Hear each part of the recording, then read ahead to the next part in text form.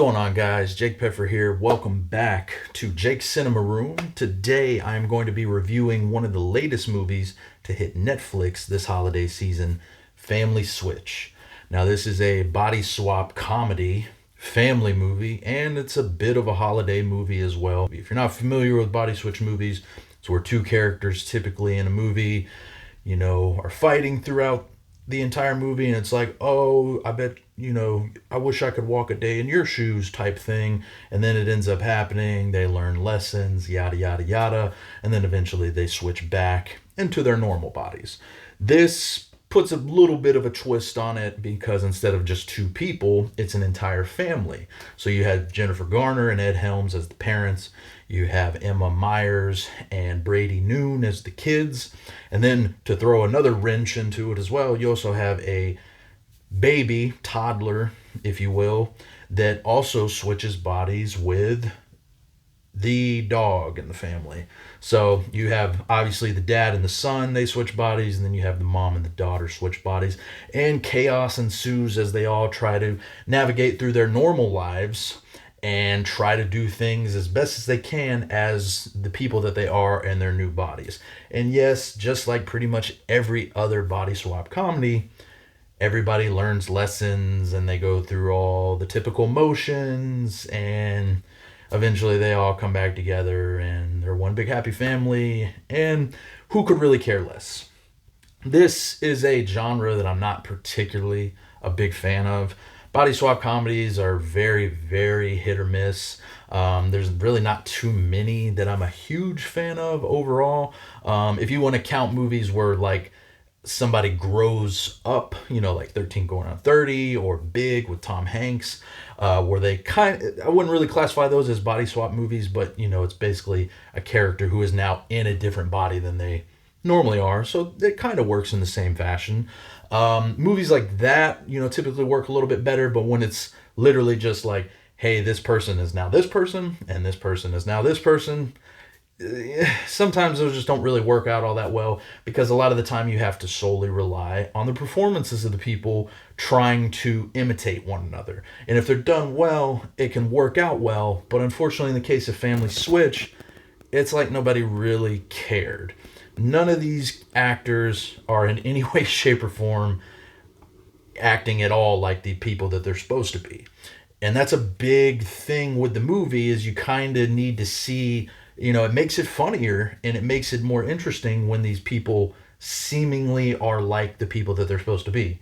And when they're not, and they're just playing themselves, it's pretty boring, because it's like, oh, Jennifer Garner's supposed to be a teenage girl, but she's really not. Ed Helms is supposed to be a teenage boy, but he's really not.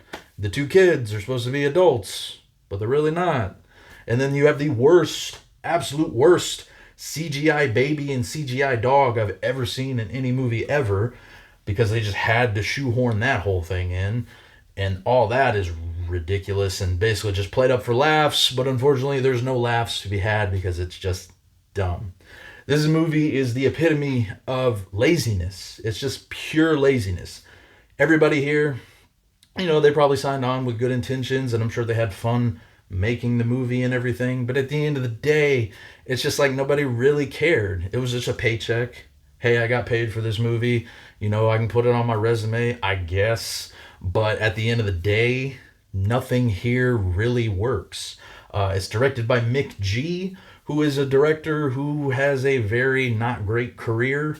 And here is just another, blemish on his resume, because he's the person that he makes like overly poppy movies that are just, they never really work out all that well. Every once in a while, he might have a decent one here and there, but his track record is not great. And with this movie, he just doesn't do anything with it. And, they could have done some things that would have been interesting, because it is an interesting concept to see an entire family body swap versus just two characters, but they don't do anything with it. And that's why I would call it the epitome of laziness, because it really is just lazy all the way around. Nothing really here works.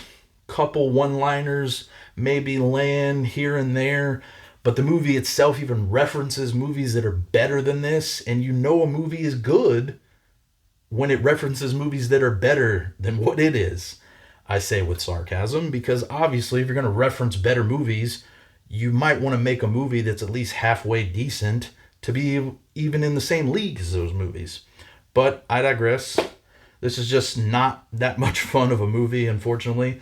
If you're looking for something to kind of just throw on in the background this holiday season, it's not the worst thing in the world, but it is bad. And unfortunately, it's got talented people behind it. There's a lot of character actors and comedians that pop up throughout this in various cameos, and unfortunately, they're all pretty much not utilized to the best of their abilities either.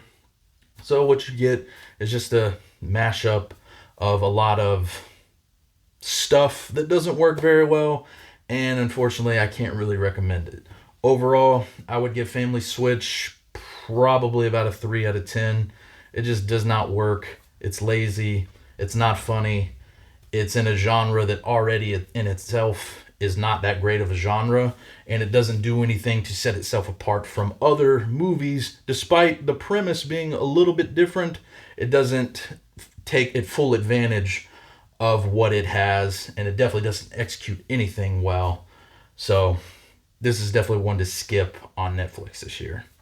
That's about it for me, guys. If you've gotten the chance to watch Family Switch, please let me know what you thought about it in the comments below.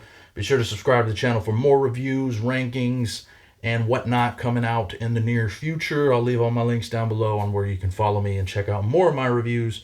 And until next time, I'll catch you all later.